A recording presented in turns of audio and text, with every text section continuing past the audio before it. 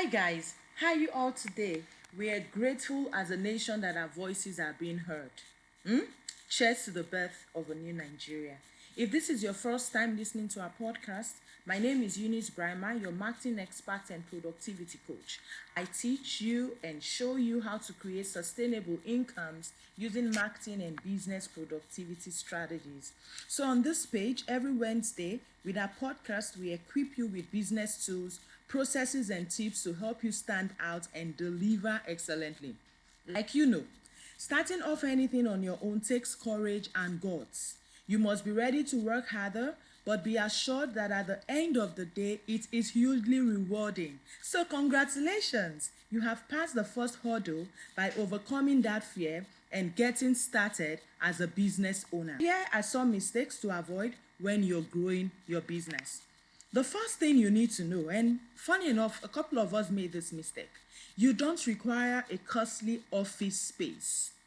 You see, most times all what you need to do to start up your business is just to have a workstation in your home. Have a desk, have a chair, have a laptop, or even your mobile phone, and you are good to go. Fact is, when you deliver premium and quality service, your clients really do not care where you operate from. However, we also know that having an office at times is great for image positioning.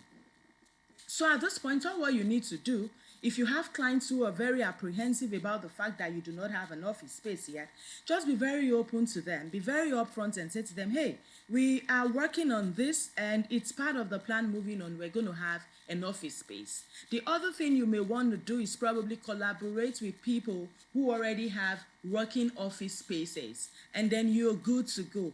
However, having a brick and mortar office space is highly dependent on the kind of business you're doing.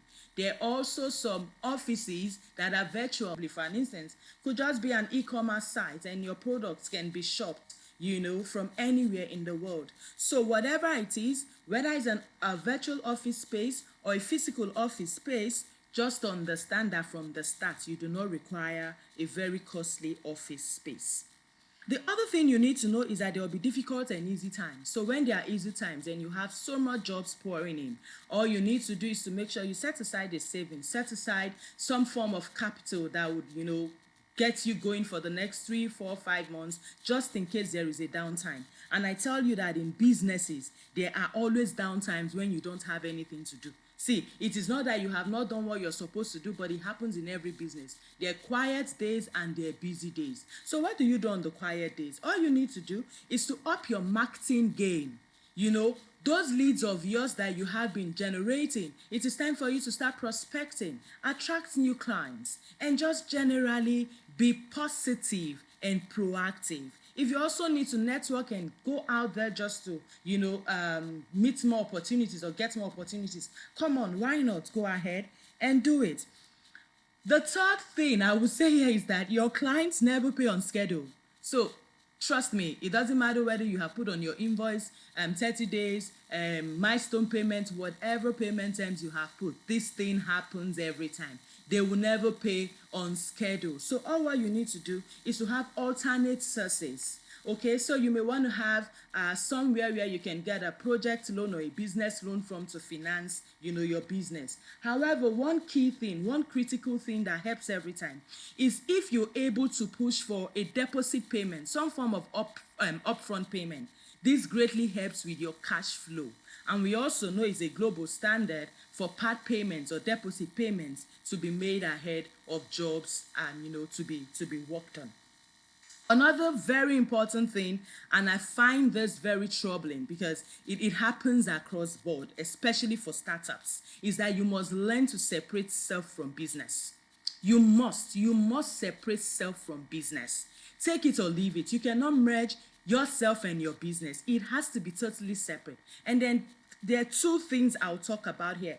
The first thing is separating yourself from your products and services. So how do you do this? Put yourself in your client's shoes and ask yourself, if I was my client, would I, if I were the client, would I want to patronize or purchase this product?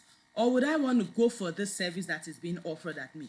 Now, when you do this, you're able to constructively critique your product or your service, and this spurs you on to, do better in the long run. The other part of it in separating self from business is that your financial records, your business financial records, must be separate from your personal records. I can't, underemphasize this. It must be totally separate. You cannot afford using office funds for personal uses. It cripples your business in no time. So you must be able to separate self from business, detach yourself from your products and services and look at it from the client's point of view. And then also ensure that your financial records, your business financial records is separate from your personal and financial records. The last thing I will talk about here is that you must start keeping records from the very start.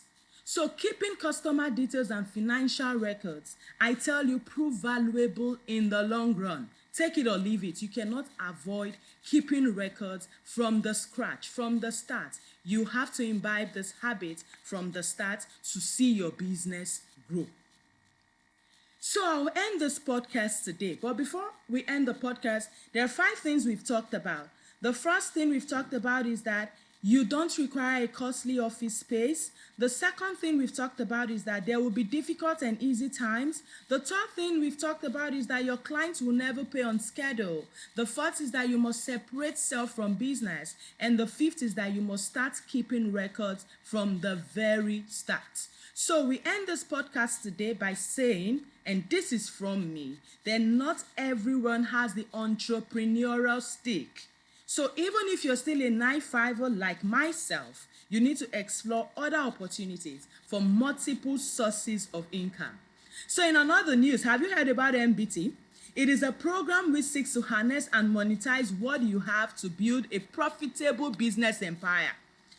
Early bird registration, which is given a 25% discount, ends tomorrow. Registrations would kick off on the 16th of October.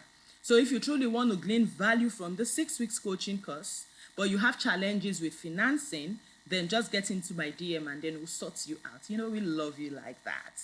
So till I come your way again next week, Wednesday, let's move Nigeria forward as one. Have a great day, guys.